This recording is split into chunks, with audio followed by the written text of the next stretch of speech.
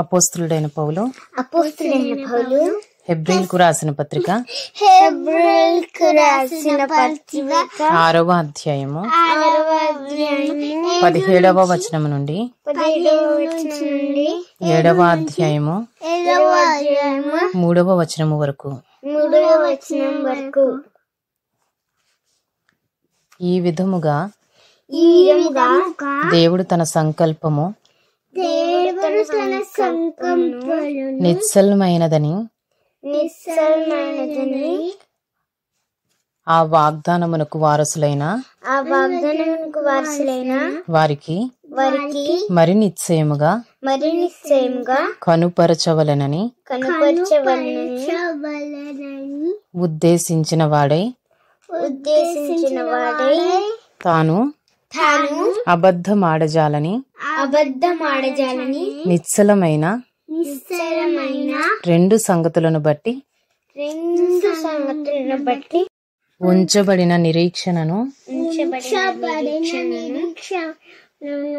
చేపట్టుటకు శరణాగతులమైన మనకు బలమైన ధైర్యము కలుగునట్లు ప్రమాణము చేసి వాగ్దానమును దృఢపరచెను. ఈ నిరీక్షణ నిశ్చలమును స్థిరమునై మన ఆత్మకు లంగరు వలె ఉండి తెర లోపల ప్రవేశించుచున్నది. నిరంతరము మెల్కీసెదకు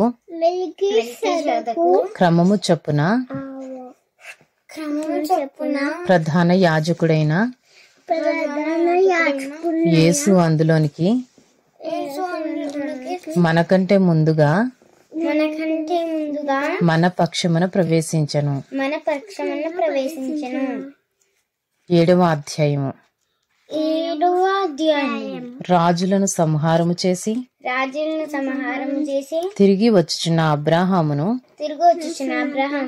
ఎవడు కలుసుకొని అతనిని ఆశీర్వదించెనో ఎవరికి అబ్రాహాము అన్నిటిలో 10వ వంతు ఇచ్చెనో ఆ షాలేము రాజును మహోన్నతుడు అగు దేవుని యాజకుడైన మెల్కీసెదకు నిరంతరము యాజకుడుగా ఉన్నాడు. అతని పేరుకు మొదట నీతికి రాజనియు తరువాత సమాధానపు రాజనియు అర్థమిచ్చినట్టి షాలేము రాజని అర్థము.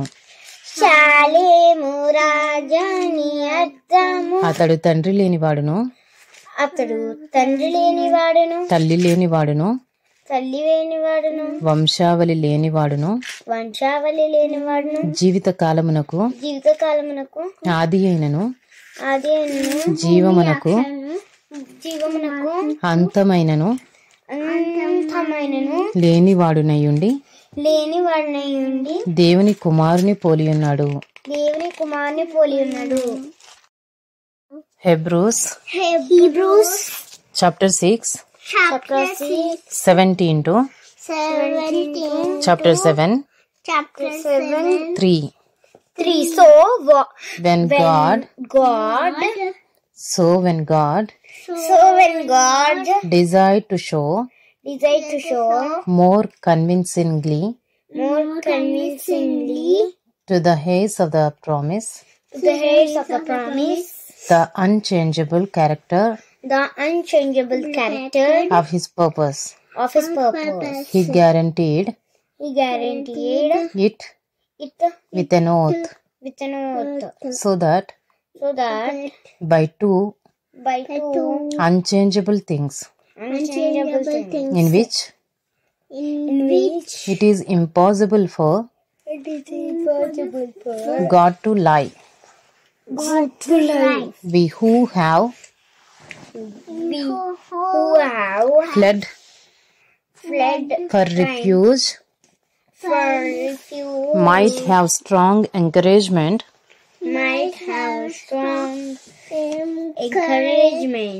to hold fast to the hope set before us. We have this as a sure and steadfast anchor of the soul, a hope that enters into the inner place behind the curtain, where Jesus has gone, foreigner on our behalf, having become a high priest forever after the order of Melchizedek.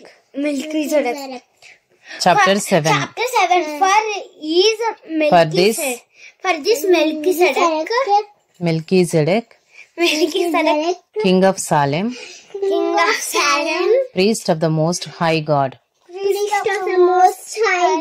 met Abraham returning from the slaughter of the kings, and blessed him. Unto him Abraham apportioned a tenth part of everything. He is first. By translation of his name, King of righteousness, and then he is also King of Salem.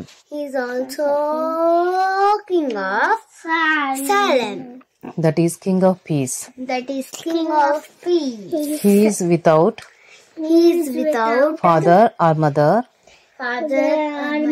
or genealogy, having neither beginning of days nor end of life, but resembling the Son of God. He continues a priest forever.